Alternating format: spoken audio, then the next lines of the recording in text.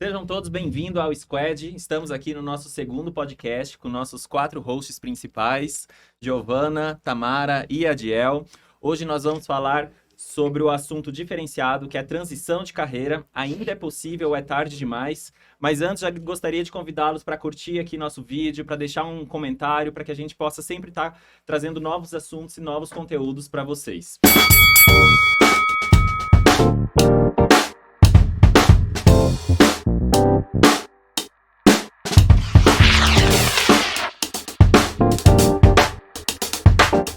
Então, antes de mais nada, vou apresentar nossos 4 hosts. Primeiro, começando pela Giovana Benévolo, advogada de Direito das Famílias há 14 anos, pós-graduada em Direito Processual Civil e Direito Público, integrante da Comissão de Tecnologia IBDFAN e pioneira no uso da inteligência artificial. Também temos a Tamara Anzai, advogada, advogada empresarial com foco no consultivo contratual e contencioso estratégico. Nosso querido Adiel Bahia, graduado em Ciências Militares e Relações Internacionais, experiências em serviço de inteligência no Líbano, analista financeiro certificado pela APMEC, e eu, Ederson Teixeira, assessor de investimentos credenciado XP. Bom, então, para a gente trazer esse nosso assunto diferenciado, nós vamos falar um pouquinho sobre transição de carreira, mas antes de falar realmente sobre transição de carreira, a gente gostaria de comentar um pouquinho sobre renda extra, né? Gostaria de começar, então, com a Giovana perguntando qual foi o ponto decisivo que te fez buscar rendas extras além da sua profissão principal? Olha, na verdade, além de ser advogada, eu sou também florista, que é uma profissão completamente diferente. E agora eu tenho dado consultorias, mas nenhuma delas foi, na realidade, em busca de uma outra renda extra. Acho que foi muito mais ligada à vontade de fazer mesmo. Mas por quê? Porque caíram de paraquedas, assim, essa vontade? Ou porque Sim, você... a advocacia, ela é muito cansativa, assim, ela é muito, te demanda muito, não só, principalmente a advocacia da área de família, não só um lado emocional muito grande, mas também de estratégia, enfim. E eu me sentia muito cansada. E aí me veio essa paixão, esse desejo de começar a trabalhar com alguma coisa relacionada à arte. E aí, quando eu me casei pela primeira vez, porque eu já fui casada outras vezes, eu fiquei encantada com essa coisa do casamento e das flores, principalmente. E aí me ocorreu esse desejo muito grande de aprender sobre as flores. Mas além das flores, você não trabalha só com flores, né? Você trabalha com eventos, na Eu realidade, né? trabalho com eventos também. Isso também eu vou ter que expor aqui um pouco da minha história. O meu primeiro marido, ele é cenógrafo, trabalha com arquitetura e cenografia. E ele também faz produção de festa, de eventos. Então, a gente trabalhava juntos nesses eventos. Eu trabalhei muitos anos trabalhando em festa. Então, quando eu me divorciei dele, eu senti uma falta muito grande de trabalhar com isso de novo, de estar fazendo eventos, de estar por trás da produção das coisas. E foi por isso que eu decidi começar a trabalhar com as flores. E aí, logo em seguida, flores, a gente fala em casamento, e aí logo em seguida vieram os clientes de decoração de casamento. E aí o Flor de Lê foi crescendo. Eu não fiz muita força para ele Como é o crescer. nome? Repete? Flor de Lê. Flor de Lê. Ele que foi crescendo muito e cresceu muito rápido. E eu hoje não consigo mais também nem pensar em sair. Assim, ele sempre embora eu faça menos eventos do que eu fazia antes, ele sempre me puxa. Ele sempre, não, vem aqui, vamos fazer arte. Sempre acontece, pelo menos 2 vezes por mês, algum evento pra gente produzir e trabalhar com arte. O que é ótimo pra mim, porque faz eu descansar a minha mente, sabe? Dessa parte, desse lado emocional da advocacia que exige muito essa inteligência emocional. Então, eu praticamente, quando eu trabalho com evento, eu tô vivendo uma vida diferente. Como se eu fosse 2 pessoas completamente diferentes. E os 2 me ensinaram muito. Então, um ensina muito pro outro. E é maravilhoso. E você, Tamara, também, o que te faz fugir, então, desse peso emocional que a advocacia traz? Eu acho que é poder entender os meus clientes, basicamente, porque como eu trabalho massivamente para empreendedores, quando você não entende o que o empreendedor sofre na pele, eu acho que fica difícil de você conseguir dar um assessoramento à altura. E quando você se coloca ali e realmente sente as mesmas coisas que eles, você vê que não é fácil, né? E eu acho que é isso, da minha parte é isso. Para ficar mais leve, a gente precisa estar mais leve, né? Estar mais leve. Mas você contou, antes da gente iniciar aqui, você contou de um quase outro caminho que você ia seguir. O que era esse Eu outro segui caminho? vários caminhos, né? Eu acho que tem que contar um pouco da minha história aqui Perfeito. também, igual a Gil contou. A primeira coisa que eu fiz na vida foi começar vendendo pulseiras e bolsas que eu mesma fabricava. Na escola? Escola, lógico. Foi o meu primeiro Missão, né? empreendimento. E aí eu usava as coisas, dava os brincos, assim, mostrava pra todo mundo como que era bonito e conseguia vender. Depois eu fui pra carreira militar, né? Todos nós três aqui temos isso em comum. Fui pra Força Aérea, me apaixonei, fiquei lá 6 anos, foi muito legal. E tive um e-commerce também, porque eu nunca tive medo de guardar a carteirinha da OAB e falar assim, não sou mais advogada agora. Então eu acho que tiveram todas essas transições. E agora estou advogada novamente, fui, voltei. E estamos aí, empreendendo também. Empreendendo também, né? Tem o lado Exatamente. advogado, mas está começando também o lado Tem empreendedora, o outro né? lado aí que a gente vai correndo atrás. Mas a gente volta sobre o lado empreendedorismo daqui a pouco também, porque nós vamos Nos falar próximos mais sobre capítulos. isso. E você, Adiel, conta um pouquinho da sua história também. Então, eu comecei, acho que a minha primeira atividade, assim, trabalhando, né, fazendo alguma coisa, foi vendendo livro. Eu tinha um standzinho, né, e eu fazia colportagem, que é tipo, você vai na editora, você pega um monte de livro lá, principalmente os lançamentos, e você leva, e aquilo que você não consegue vender, você devolve para a editora. E do que você vendeu, você fica com 30% do valor. Minha mãe já fazia isso, aí eu me interessei, eu ficava lá brincando de vendedor com minha mãe, né? Até que ela meio que passou para mim isso. Isso eu tinha uns 14 anos, mais ou menos. E depois disso eu criei uma marca de camiseta, horrível, né? Não sei se vocês lembram da época do transfer. Você passa o ferro em cima e gruda na camisa. Qualidade e, tipo, excelente. Parece uma folha de A4 grudada na camiseta, né? E já tive também uma marca. Cheguei a buscar o registro, né? Mas depois deixei para lá, de esporte, né? Na verdade, acessórios voltados a esporte. Camiseta, garrafa, né? O pessoal que vai treinar leva aquela garrafinha e coisas assim. A ideia era fazer, né, produtos voltados à área esportiva. Só que, ao mesmo tempo... Isso foi quando? Isso tem uns Não, 4, 5 anos. Ah, não fala aí. Tá, Uns 4, desculpa, 5 não anos. fala de de novo, Mal. Ederson. Todo podcast ele denuncia a idade da gente. Mas como vocês podem ver, eu tô com uma espinha, eu tô na puberdade ainda. Não tem muito tempo Tá de- tudo também. certo. Mas Recente. eu sempre, ao mesmo tempo que eu queria empreender, eu sempre valorizei muito a liberdade. E você fez dropshipping, o que você fez? Era tipo isso. Isso demanda muito, cara. Você criar uma estrutura, e é site, é relacionamento com o cliente, isso te prende muito. E ao mesmo tempo eu sempre gostei muito de ter liberdade, né? Até por conta de transferência, mudança o tempo todo. Agora eu dei uma fixada em Brasília, né? Mas é comum na carreira militar você estar se mudando, né? Então, empreender, você cria uma sede, cria um CNPJ em determinada localidade. Aí imagina, você ter que transferir sede, CNPJ, tudo. Aí tem questão de tributação que varia de estado para estado. Então, tipo, cara, isso aqui não é o que eu quero. Eu quero empreender, mas com mais liberdade. Aí os detalhes, cenas dos próximos capítulos. Não sei se eu vendia CD. Eu Não também, adianta. mas não vamos falar disso, não. Isso é Que é errado. CD, Tem muita gente que não gente? sabe O que é isso? Alguém me explica. DVD também. Não vamos pra esse Entendeu? lado. Então, além dos livros, eu vendia chaveirinho, Aham. marcador de página. Foi bom para começar, né? É bom para aprender a habilidade de vendas, ela é É. importante em qualquer lugar que você vá. Tinha muita gente que comprava, né? Meio que com pena assim, não tá vendendo nada aí. Pô, vamos Pobre do ajudar menino. esse o menino tá se esforçando, né? É. Mas é assim que começa mesmo. Eu vendia CDs também no colégio. Eu baixava... Erradíssimo, né, gente? Piratão. Já prescreveu o crime, né? Tá Já tudo tô aqui me certo, tá tudo denunciando. certo. Mas a gente... Enfim, eu morava em Teresina na época. E Caramba, tu já morou em Teresina, já cara? morei Não em sabia, não. Teresina Olha isso. também. Nós Segredos somos sendo cidadãos revelados do aqui. Brasil mesmo, né? Eu nasci em Santa Catarina, mas morava em Teresina, morei em Sergipe. Hoje estou em Brasília, já tem 14 anos que eu estou em Brasília. Eu amo Brasília, não pretendo sair de Brasília. Tô gostando aqui mas- também. Aqui é bom. Mas eu comecei vendendo CDs também no colégio. Mas a minha formação mesmo foi em arquitetura, né? Quando eu passei em Teresina, passei com 15 anos de idade, gente, muito novo na faculdade. Passei também para psicologia. Aí eu optei, na realidade, naquela época, a faculdade de arquitetura ficava na frente de casa, então era só atravessar 1,5 quadra. Preguiçoso. Eu tinha 15 anos de idade.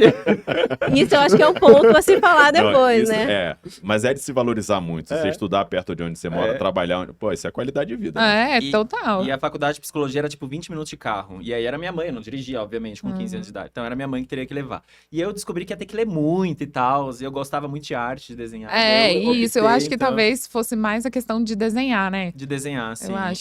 Eu acho que quem gosta de arte, arquitetura e design sempre puxa nessa hora da decisão, né? Quando você ainda tá muito jovem. Sempre tá visualizando, né? Você entra num lugar, você tá vendo como tá funcionando o espaço, assim. Não é muito, eu não sou muito da audição, eu sou muito do visual. Então eu tô sempre observando realmente o espaço. Mas voltando aqui um pouquinho, vou puxar a Tamara. Tamara, a gente conversou também recentemente, né, sobre aquela mudança de chave, assim, aquele clique que dá na cabeça quando você percebe que você começa a crescer enquanto profissional, que você deixa, então, de ser simplesmente uma advogada para ser dona de um negócio. Fale um pouquinho pra gente sobre isso, assim, como que é lidar com esse passo de sair de um profissional simples para um empreendedorismo, né? Tipo, como que é esse passo? Eu tenho certeza que é pensar fora da caixa. Eu sempre me senti meio estranha na advocacia. Tanto que eu acho que quando eu tirei a minha OAB, que foi lá em 2011, 12... Ai, Jesus, vou contar a minha idade de novo. O Ederson que sabe. Foi você que falou dessa vez. Mas, enfim, a primeira vez que eu tive contato com isso no mundo da advocacia, eu sempre vi os advogados sendo aquelas pessoas que vão lá no fórum, processo embaixo do braço, porque na minha época era processo físico, não tinha essa coisa de PJE, né? Hoje a gente tem processo eletrônico. Mas eu sempre vi aquele povo muito dentro da caixinha. E eu sempre fui muito por esse lado também, mais da arte, mais da cultura, mais das coisas diferentes. E eu não queria me enquadrar na advocacia e pensava em concurso público, tanto que eu estudei para concurso e a carreira militar foi como se fosse uma estufa para que eu pudesse conseguir fazer e estudar de forma mais tranquila, digamos ali, né? Digamos assim. Enfim, eu sempre fui muito fora da caixa, muito, muito, muito, muito.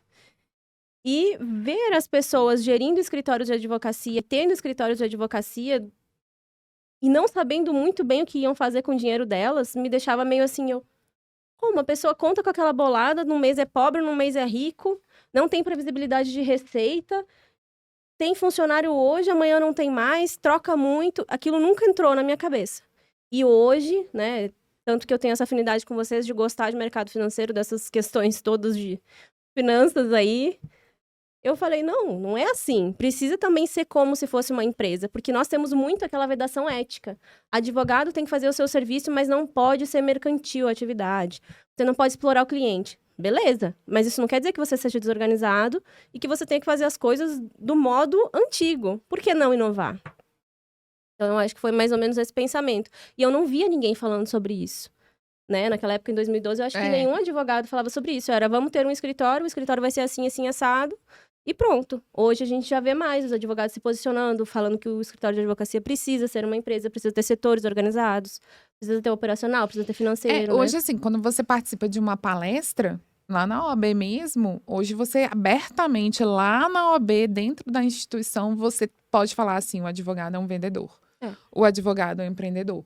Antes, eram palavras, assim, temidas, né? No nosso código de ética. Você reconhecer essa necessidade. Mas, e a advocacia, ela mudou também, principalmente no pós-pandemia. Então, se você não aprende esses instrumentos de gestão, você vai fechar. Você vai vender um monstro para pagar a janta, né? Que é o que eu acho que todos nós não concordamos em viver a vida, né? Isso é uma coisa em comum também com o funcionalismo público, né? A questão burocrática. Isso tem raízes históricas, né? Tipo, aquele tradicionalismo.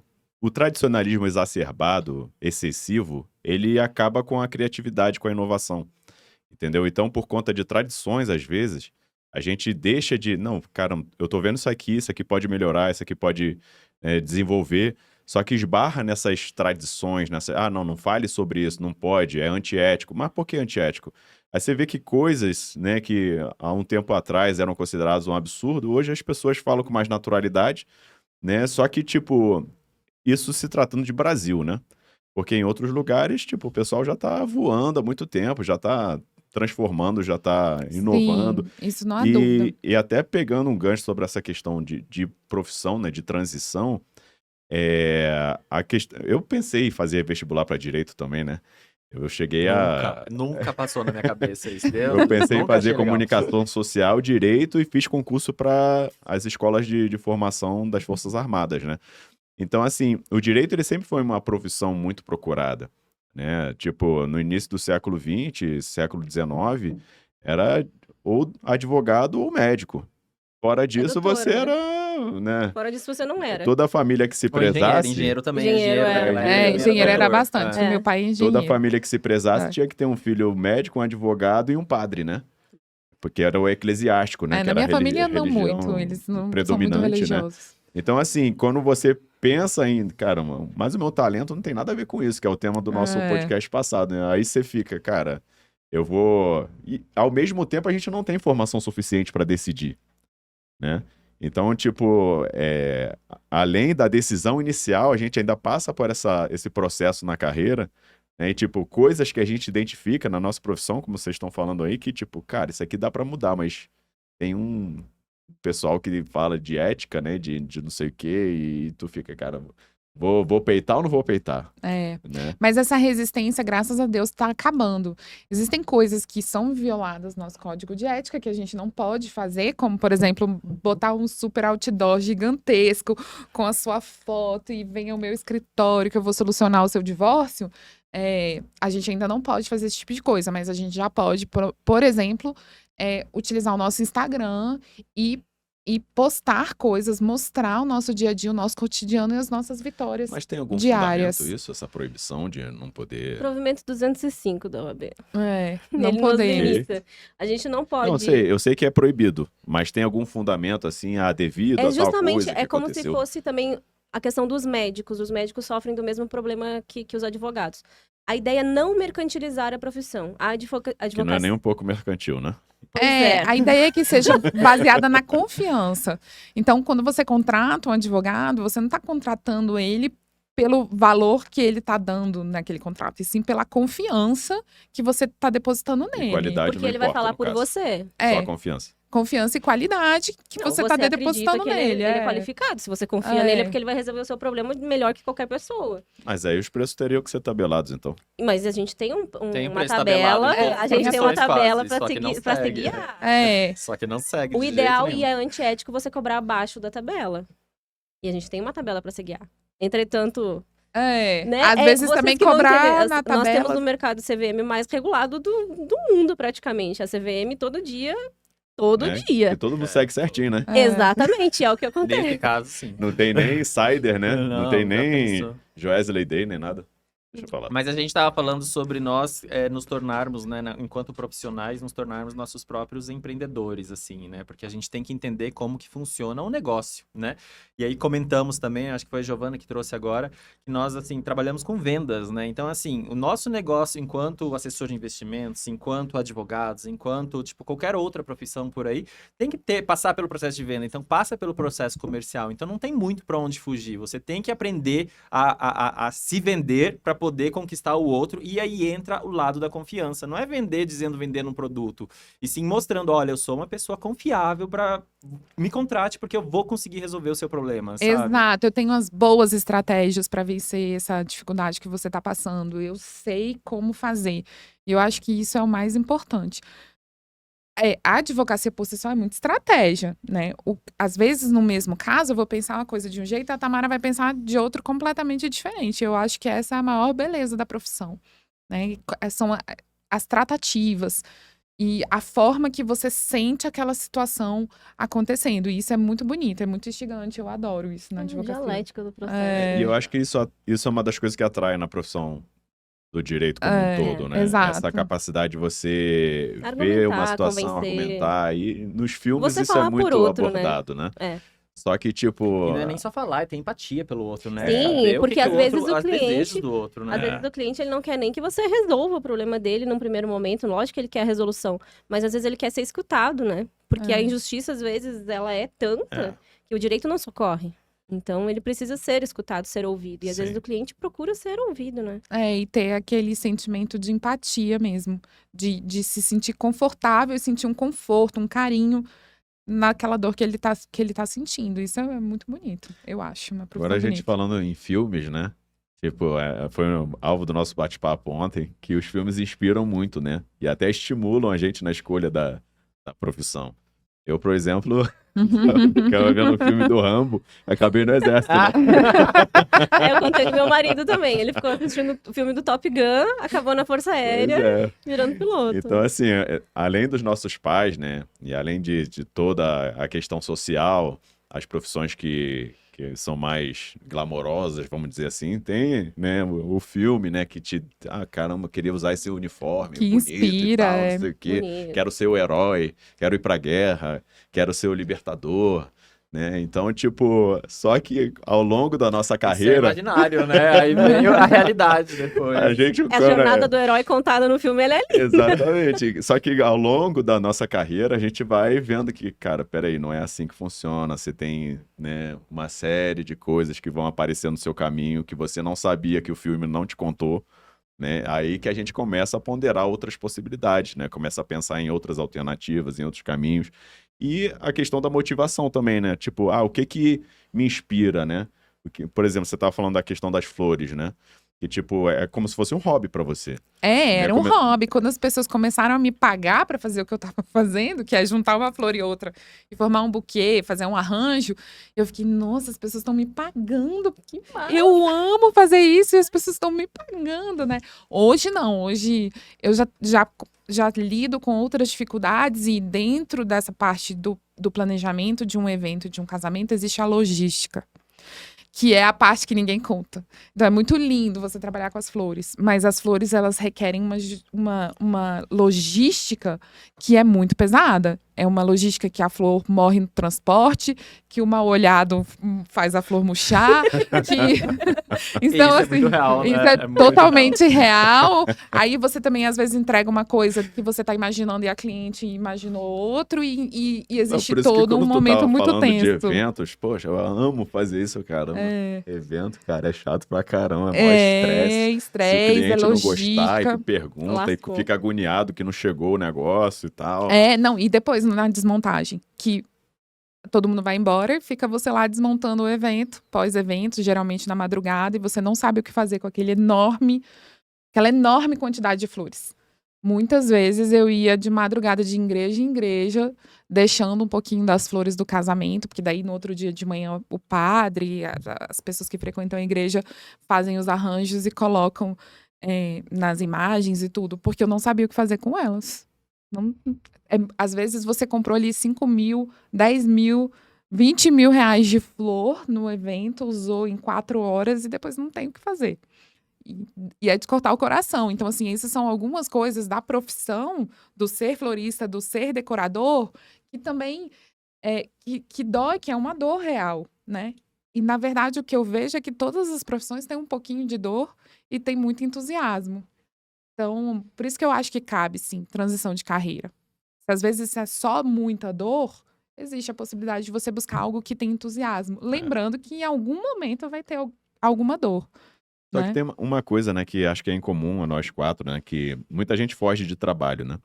Tipo, mas eu gosto do trabalho. Só que a partir do momento que o trabalho vira um peso somente e você não vê resultado, isso é muito ruim, né? Então, tipo, você pensar nisso, cara, eu tô ajudando alguém, eu tô prosperando, eu tô crescendo, eu tô me desenvolvendo. Isso acho que passa pela cabeça de todo mundo em algum ponto da vida, né? Principalmente nessa idade de 20 anos que a gente tá, né? Tipo, é muito comum a todo mundo. Tipo, eu quero continuar nessa trajetória. Tipo, pra mim já deu. Eu já enxerguei uma outra possibilidade. Então, acho que isso é muito, muito incomum a nós 4, né? E, tipo, as oportunidades estão aí. Sempre tem muita oportunidade, eu acredito. Se você é um bom profissional, sempre vai ter alguma boa oportunidade pra você. Aquilo que a gente tava falando ontem, né? A não ser que você pretenda morrer amanhã, nunca é tarde. Nunca é tarde. Responde ali, ó, já é tarde demais? Não, nunca é tarde. Nunca é tarde, a não ser que você pretenda morrer amanhã, né? Mas voltando ao assunto da visão de herói, né? Quando a gente entra na faculdade, pelo menos quando eu entrei na faculdade de arquitetura, eu achei que eu ia ser o novo Niemeyer da vida, né? E aí, quando a gente se forma, a gente acha que a gente já vai estar igual nossos pais, Acho que não tem um arquiteto que não pense nisso. Tendo, ou outro. Ainda mais estando aqui em Brasília, né? Todos os outros, ainda mais em Brasília, pois é. Mas assim, quando a gente se forma, a gente inclusive acha que vai estar ganhando milhões de dinheiros, né? Que a gente já vai estar com carro próprio, com casa própria, podendo casar, ter filhos, porque é aquela construção cultural que nós temos da sociedade de forma geral, né? E quando foi o momento, assim, que vocês perceberam, tipo, nossa, vai demorar muito pra eu conseguir chegar no nível deles, assim? Porque eu diria, por exemplo, que aqueles 32, 33 anos, que é o momento que a gente começa a ganhar bem, que a gente tá começando a ter bastante dinheiro. Não bastante dinheiro, mas assim, começa a ver dinheiro acontecendo realmente, porque a profissão tá começando a se deslanchar, mas começa também a ficar muito pesado, começa a ficar muito intenso, aí começa a pensar em outras formas, como, por exemplo, buscar na arte, na parte das flores, né? Pra poder aliviar isso. Como que vocês veem esse momento na trajetória de vocês, assim, tipo, do crescimento como profissional? Eu tive uma virada de chave bem interessante em 2020, né? Que foi um ano, acho que tenso para todo mundo, né? Que foi o ano do Covid, né? E ali a gente começou a ver, principalmente a parte do digital, da internet, de você conseguir desenvolver outras capacidades online, né? Não necessariamente presencial, tipo... E naquela época eu ainda estudava para diplomata, né? Aí, a partir desse momento que eu fui para lá, fui para Espanha antes, depois para o Líbano, quando eu estava lá na base, lá no deserto, lá no sul do Líbano, eu comecei a ponderar outras coisas, né? Outras possibilidades, né? Aí eu comecei a fazer um curso do Wendel Carvalho, né? Que ele explorava muito a questão de redes sociais, de você explorar negócios online. Eu comecei e já o mercado financeiro já era uma coisa real na minha vida, né? Eu já vinha operando há um tempo, comecei a estudar realmente para fazer certificação. E ali eu comecei a perceber, cara, se tem uma coisa que me atrai, que eu gosto de fazer e que pode me trazer uma perspectiva em outra área, é o mercado financeiro, né? Então, eu deixei de lado essa questão do estudo para diplomacia, né? E foi útil, né? Porque eu acabei fazendo uma outra faculdade, aproveitando o conhecimento que tinha, que foi a de Relações Internacionais, fiz online, e estudei língua pra caramba, né? Então, tipo... Eu vi seu Instagram, você colocou... O que ele tava colocando no Instagram lá esses dias, gente? Sei lá, era árabe. Árabe. Do Duolingo, eu acho. Deu Duolingo em árabe. É só ele que faz mais Duolingo que eu. Mas eu acho legal pra caramba você estudar uma língua exótica, assim, né? Que tipo, caramba, isso aqui é totalmente incompreensível de início. Então você tem que estudar alto valeriano. Pode ser. Mas isso estimula o cérebro pra caramba, né? Tipo, você se desafiar dessa forma. É claro que foi até engraçado ter uma experiência quando a gente estava numa operação lá no Líbano. Eu comecei a ler os letreiros assim, né? E tinha um camarada de uma área específica lá que ele era tipo uma ligação, né? Entre duas corporações, vamos dizer assim. Aí eu comecei a ler os letreiros, né? Mas eu não sabia o significado de nada, né? Mas eu tava conseguindo ler em árabe, né? Que é da direita pra esquerda, e os fonemas são totalmente diferentes, e as letras também. Aí ele ficou olhando assim pra mim, tipo, é isso mesmo. Aí o cara, ó, cuidado comigo, hein, que eu sou brabo. Então, assim, voltando aqui, né, a questão de encerrar essa parte da diplomacia e começar a enveredar para um outro caminho, que é o mercado financeiro, tipo, eu vejo muita perspectiva, né? E aí encontrei vocês, né, no meio do caminho, agora vai. Agora o negócio vai.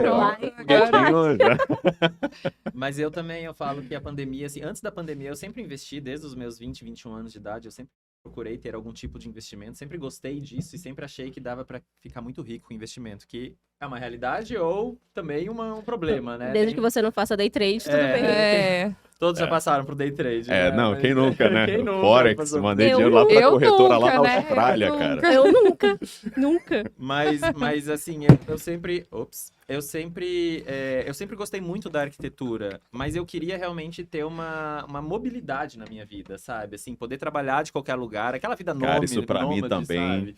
E na hora que você trabalha com arquitetura, você tem que visitar obrigatoriamente, não obrigatoriamente, mas 99% das vezes você vai ter que visitar a obra do cliente. Tem que ver se o que tu desenhou realmente tá igual, né? Tipo, pra tirar dúvidas. Em caso de reforma, é o caos na terra, porque sempre aparece um pilar que não estava previsto, ou aparece um cano que não estava previsto. Aqui em Brasília, então, que os prédios são tudo velhos, sabe? Assim, que não tem planta direito. Então, enfim, é o caos. E eu queria ter essa liberdade, sabe? Liberdade geográfica que surgiu muito, principalmente pós-pandemia ali, que a gente não podia fazer nada. E o pessoal online aborda muito essa questão, né? Pois então assim, uma das possibilidades era entrar no mercado financeiro, que eu sempre gostei, sempre estudei bastante sobre isso. Eu via uma dificuldade muito grande em praticamente todos os meus amigos, todo o meu círculo de pessoas mais próximas tinha essa dificuldade de entender o que era o mercado financeiro. Eu até hoje não entendo nada, graças a Deus que agora próximos, né? Mas agora eu tô com você. Isso aí, já estamos mudando, eu acredito. Estamos preparando os lançamentos especiais para você, viu, Giovana? Você é a nossa persona todinha. Tá vindo. Então foi sempre muito tranquilo fazer essa mudança de chave, né? Assim, de sair da arquitetura para entrar em algo que eu já gostava. Mas aí entra o outro lado, que é o assunto que eu gostaria de abordar aqui agora, é tipo nas redes sociais, por exemplo. Eu não sou muito de redes sociais, eu sou muito uma pessoa offline, assim. Tô tentando ficar mais presente nas redes sociais, mas praticamente todas as pessoas do meu Instagram que me conhecem e me seguiam sabiam que eu era arquiteto, não que eu tava trabalhando no mercado financeiro, sabe? Então, assim, foi difícil até para eu me portar como uma pessoa do mercado financeiro nas redes sociais. E para vocês, assim, como é, Giovana, no caso, que também tem esse lado das flores, né, desse lado de eventos, como é essa visão que você tem das suas redes sociais em relação a isso? Nossa. E agora de inteligência artificial, E agora né? inteligência artificial. Na verdade, muito versátil, assim, essa mulher. é muito complicado isso. E até hoje, assim, eu me sinto questionando sempre. Porque a gente tem aquela ideia de que onde você botar o foco vai crescer. E se eu botar o foco em 3 coisas muito diferentes, né?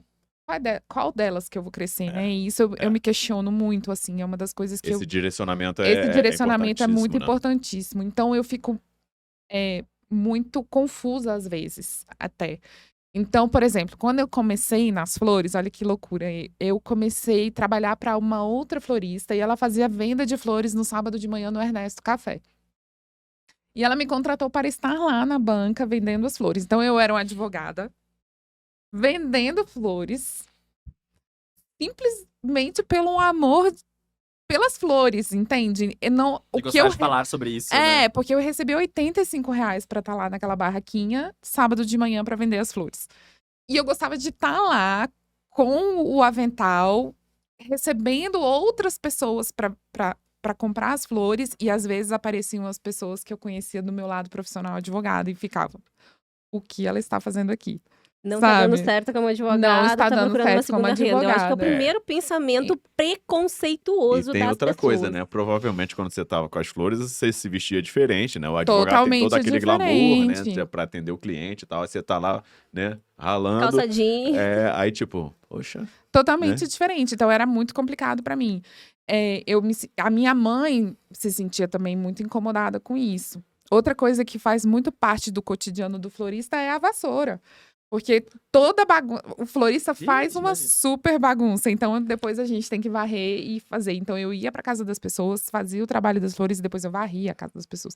Então, tudo isso, quando você bota dentro... Para você analisar dentro de você, como ego, é muito complicado. Você se questiona muito.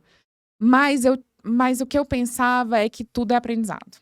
Eu pensava que toda posição que eu estava servindo com amor e estava fazendo o meu trabalho com amor. E que estar perto delas, das flores, para mim, naquele momento, estava me fazendo muito bem. Então, eu me conectava com isso. Fugir do peso do direito. Fugir do peso do direito. Também. Nós temos uma frase dos advogados que falam: quando você tem um advogado, você precisa de 2 cadeiras, uma para ele e outra pro ego dele. Então, eu acho que isso te ensinou muito a ser uma advogada melhor. Muitíssimo. Então, na verdade, eu fui ficando mais humilde dentro da minha carreira como advogada e, na verdade, podendo servir muito mais. Sim. Porque, assim, eu trabalho numa área que é muito dolorida e muito específica. Então, eu conseguia dar mais amor para as pessoas, né? Então, isso fez, na verdade, muito bem para mim. E outra coisa que as flores fizeram por mim é aprender a negociar. Porque antes eu não sabia precificar o meu valor, até por ser muito ingênuo e muito jovem na carreira de advogada, embora eu passei na OAB logo de cara, antes de me formar, já tirei a carteira, logo fui contratada pelo NPJ, então eu tinha uma experiência já muito grande quando eu comecei a advogar sozinha, mas eu não tinha uma experiência como vendedora de mim mesma, né? Vendedora do meu produto, da Giovana, né? Porque eu sou o meu próprio produto. Então, as flores me ajudaram muito nisso também. Porque se eu não desse um preço justo, eu realmente saía num prejuízo muito grande. Porque flores é uma coisa muito cara. Então, para mim, a experiência de ter essas duas carreiras, uma fortaleceu muito a outra. E hoje, como consultora de inteligência artificial, que eu utilizo não só para minha carreira de advogada, né? Porque eu implementei a inteligência artificial no meu escritório, como eu também implementei a inteligência artificial na minha empresa de flores. Eu não monto propostas hoje sem a inteligência artificial. Ela faz todos os cálculos para mim e entrega a minha proposta, inclusive com as minhas frases de efeito e as coisas que são importantes de ter nessa proposta. Assim, é bem legal. O que a inteligência artificial pode implementar também no seu negócio que não trabalha só com a escrita, sabe? Ela também te ajuda nisso. Então, elas conversam todas elas, né? De uma forma muito bonita, mas eu ainda me sinto, às vezes, num desequilíbrio relativamente ao foco. E eu não sei como isso funciona para vocês. Tamara? A Tamara, inclusive, ela é advogada, também trabalha como advogada, né? Mas também trabalha como consultora na parte de contratos, né, Tamara? Mas são áreas que são relacionadas, né, de alguma forma. Mas comenta um pouquinho como que funciona essa ligação, essas duas áreas diferentes. Porque a gente até conversou no nosso último bate-papo, né? Não aqui no podcast, né? No nosso encontro. Bastidores. Que a gente entra nas nossas profissões, na nossa formação, achando que vai fazer só uma coisa. E daí a gente descobre que dentro da formação a gente pode ir para inúmeros caminhos, inúmeros leques, né? Como que foi chegar, então, nesse momento de consultoria, como é que é o nome? Consultivo contratual, né? Que é o nome, que é o nome que você gosta de falar. É uma questão que a gente estava falando ontem, não, quarta-feira, Quarta-feira, né? isso. Quarta-feira. A gente, quando entra na faculdade, principalmente essas faculdades super técnicas, não tem noção de nada. Simplesmente nos apresentam um monte de coisa, fala assim, ó, leia isso aqui, é isso aqui que você vai ter que fazer. E talvez na faculdade de Direito a gente ainda tenha aquela caixinha, ou você vai ser juiz, ou você vai ser promotor, quiçá advogado, porque quando você fala que você quer ser advogado, você é visto com maus olhos ali, né? Não. Né? Pô, você... É a pior da profissão, Você não né? quer estudar. Exatamente. Você não quer estudar, você não quer passar ali pagar o feijão para você poder passar num concurso bom, porque só o que é bom é concurso, né? Que é o que te garante estabilidade. E falando em relação a toda aquela questão do código de ética do advogado, deveria ser a parte mais nobre da coisa.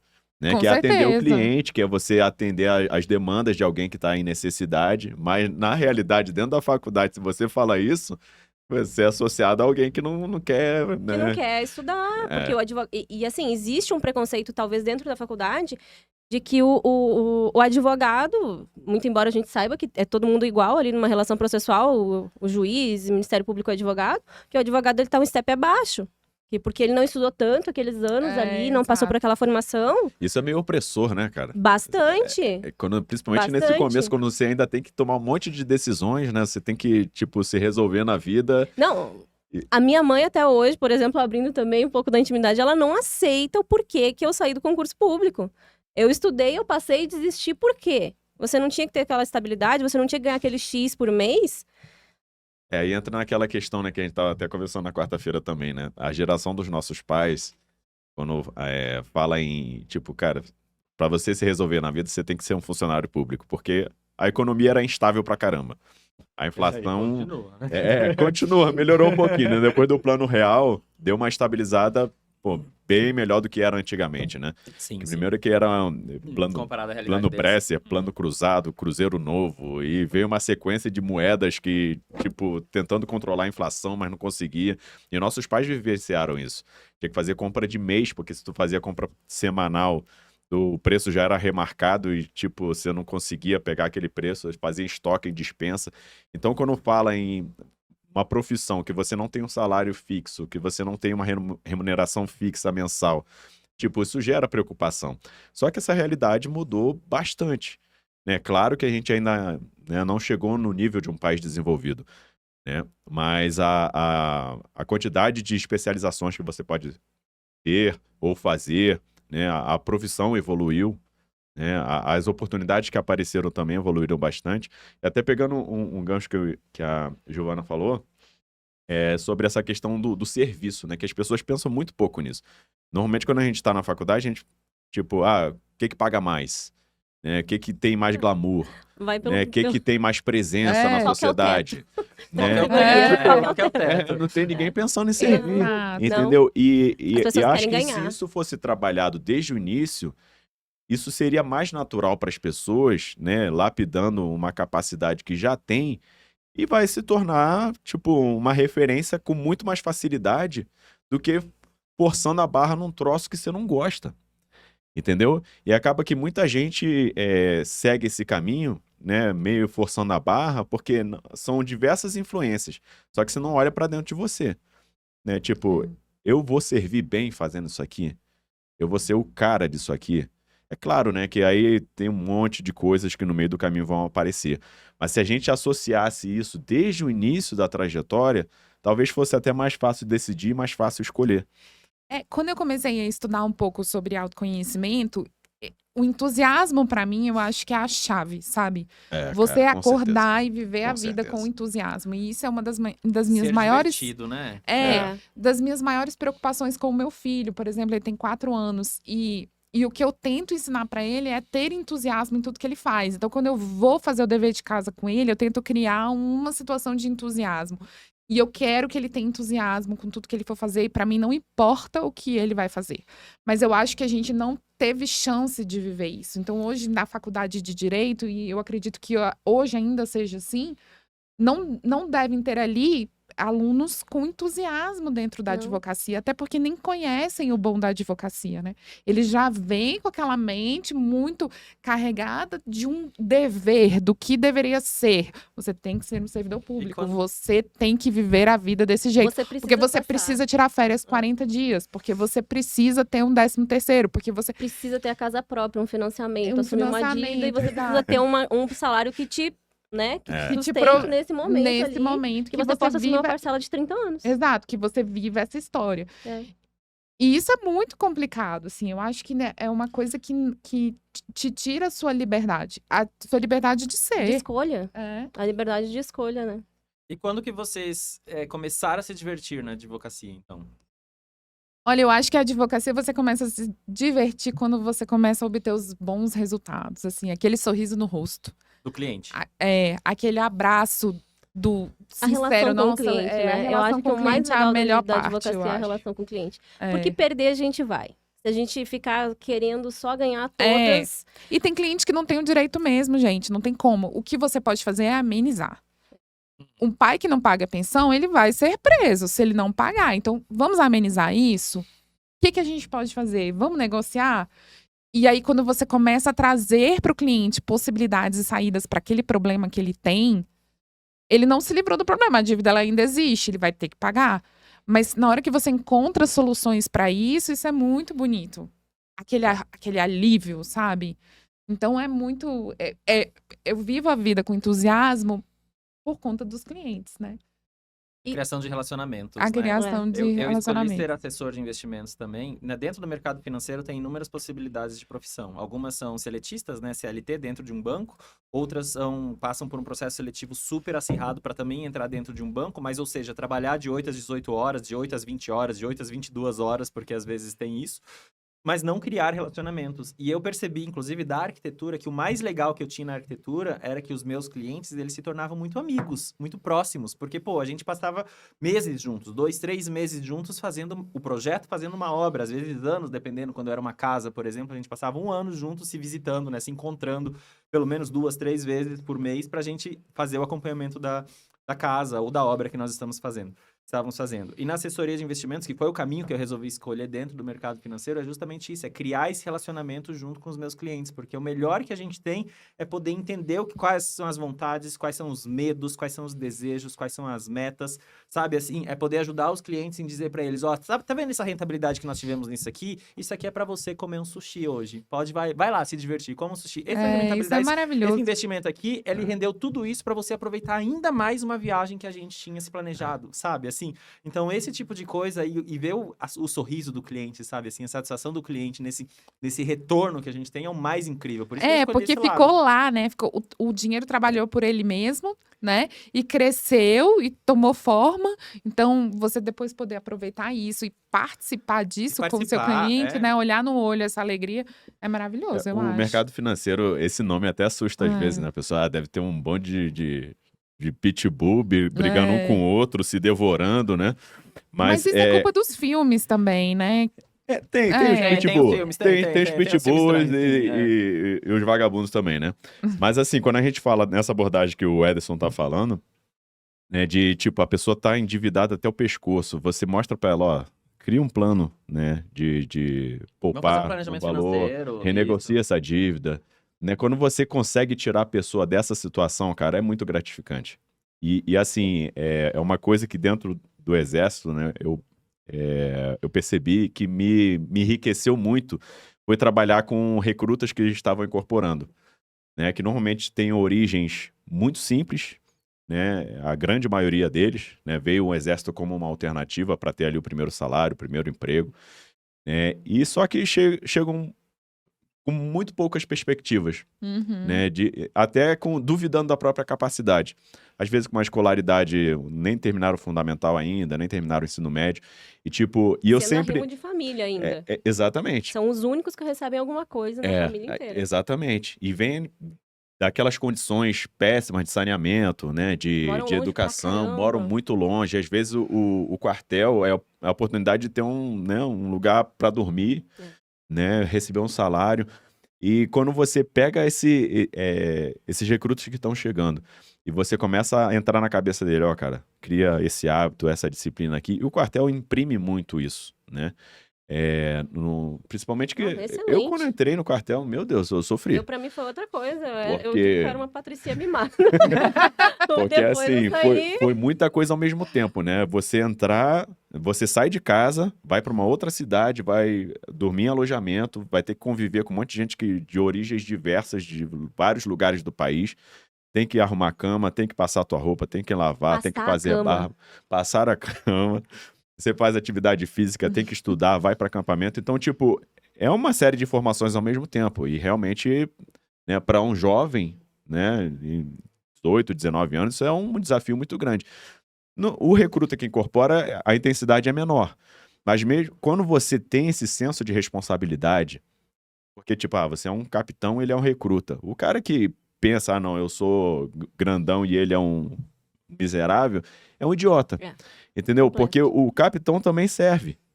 Entendeu? E até o termo que a gente usa é servir ao país. Né? Então, quando você... Cara, esse garoto, ele precisa... Né, é minha responsabilidade. E essa questão do servir, pra mim, ela é fundamental. Entendeu? E você não consegue liderar se você não servir. Exatamente, cara. E tipo assim, se o teu foco tá no ganhar dinheiro, óbvio, cara, não vamos ser hipócritas. Ganhar dinheiro, prosperar, crescer, consumir ali, comprar o que você quer, ir no restaurante que você gosta, é bom demais. Sim. Mas se o seu foco tá só nisso, você perde toda a ética, você começa a oferecer pro cliente um monte de porcaria. A se vender, você tem um preço seu, né?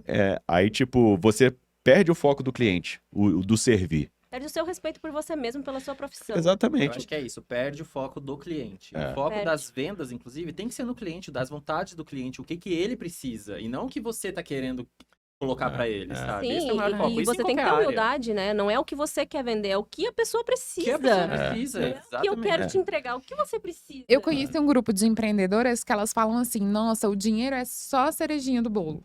Né? Você faz um bom trabalho, você vai servir aquele bolo. E a cerejinha é aquele valor que você vai receber pelo serviço bem feito que você fez. Porque senão a gente volta lá para o começo. Você entra numa profissão pensando em ganhar dinheiro. E a tua satisfação de fazer isso? Vai acordar todo dia com aquele peso, tá, tô rico pra caramba, mas, cara, que saco tá trabalhando nisso, não aguento mais. Aí você começa a pensar, cara, vale a pena? Tem muita gente Isso muito tem demais nas rica Forças e Armadas, deprimida, cheia de tá problema ali. emocional, porque triste. tá fazendo um troço que não gosta, pô, cheio da grana, beleza, Desmotivado. ostenta, bota no Instagram lá, tá tudo bem.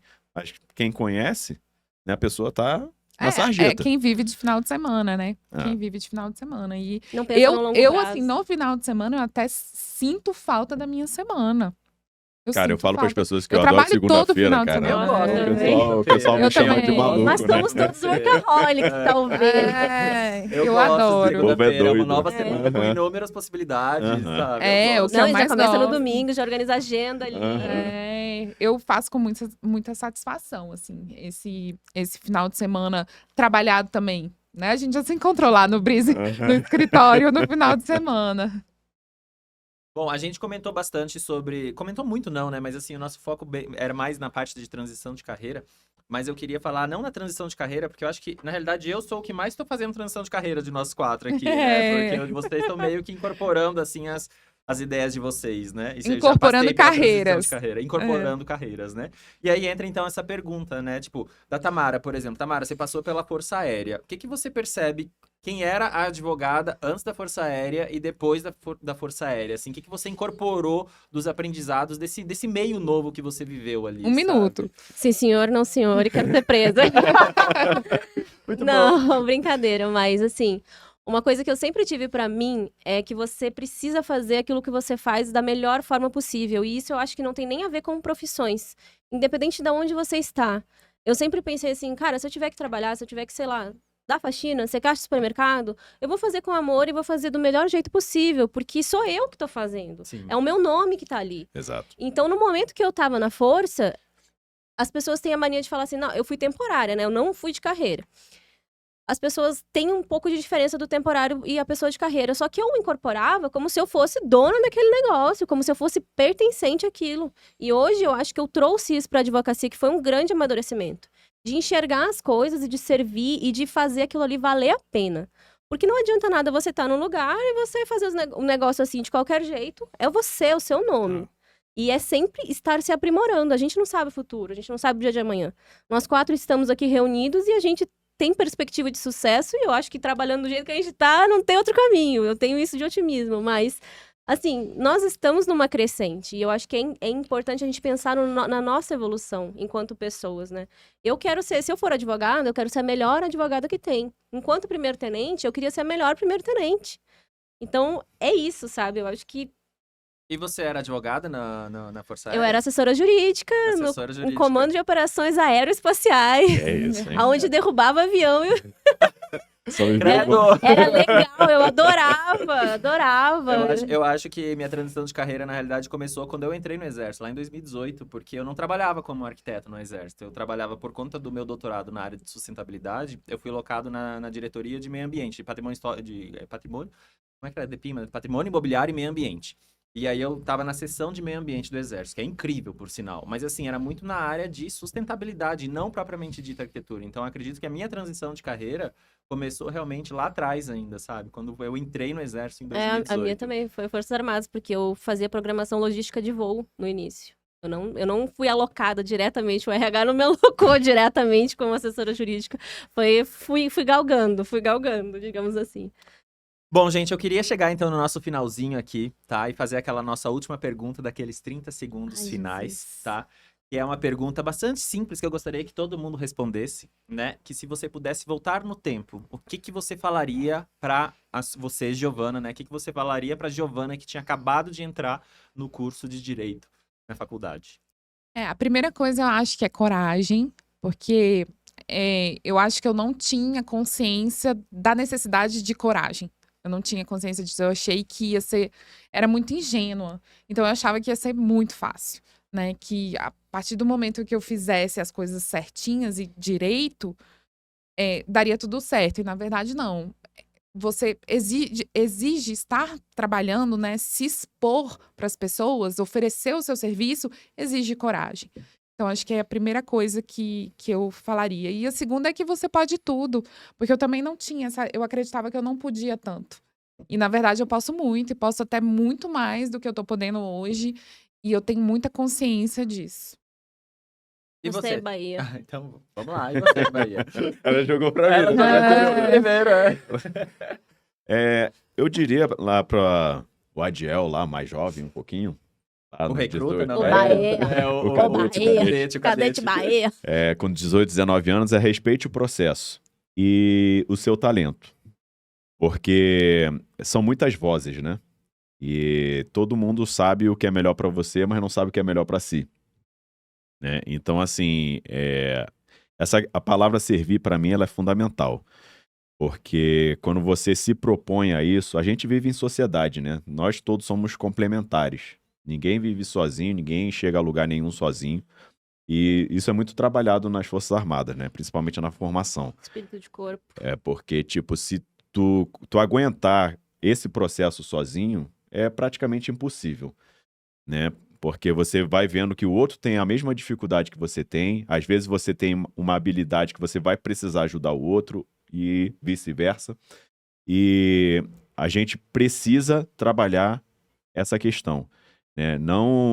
Coragem é fundamental, como a Giovana falou, porque a gente tem aqueles estereótipos, né? A gente tem os padrões estabelecidos. Isso aqui vai dar bom, isso aqui vai dar ruim, porque sempre foi assim, sempre será. E se a gente não romper com isso, né, a gente vai ser um eterno frustrado. Porque as imposições, né, muitas vezes da sociedade ou de... Né, aquela questão da carreira que é mais glamourosa, que é mais bonita, que é melhor. Até essa palavra vendedor, né, ela soa muito mal aqui no Brasil. Quando, na verdade, em países desenvolvidos, né, tipo, quando você fala em venda, você vai oferecer um produto. E se o teu produto for ruim, você simplesmente não vai vender. Então, tipo, se você tá com foco em oferecer uma coisa boa, né, oferecer um serviço, um produto que seja bom, você vai trabalhar nesse produto e a tendência é que ele melhore e que ele tenha mais absorção pelas pessoas. E isso acaba fazendo com que você melhore como pessoa, você melhore profissionalmente, entendeu? Então, tipo, porque você acredita naquilo, você sabe que aquele é o seu talento, entende?